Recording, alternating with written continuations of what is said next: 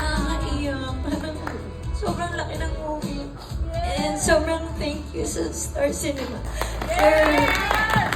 for giving us this kind of promotion, for giving us this kind of story, and sa sa international release na iba-iba yung poster, yung effort ng lahat.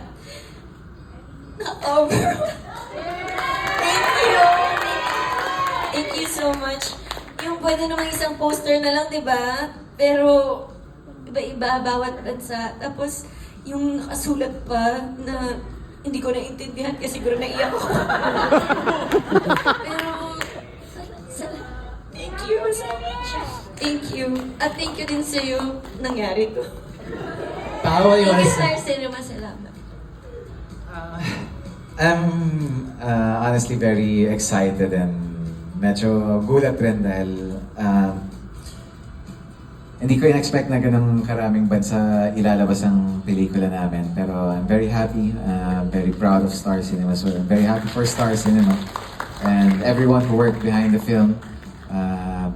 Actually,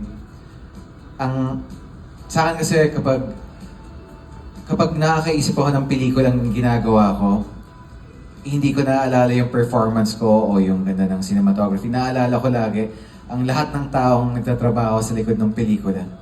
And kung maging successful itong pelikula, and sana maging successful, of course itong pelikula ay para sa lahat ng tao na nagtrabaho sa likod at naglako nitong pelikula. So para sa inyo.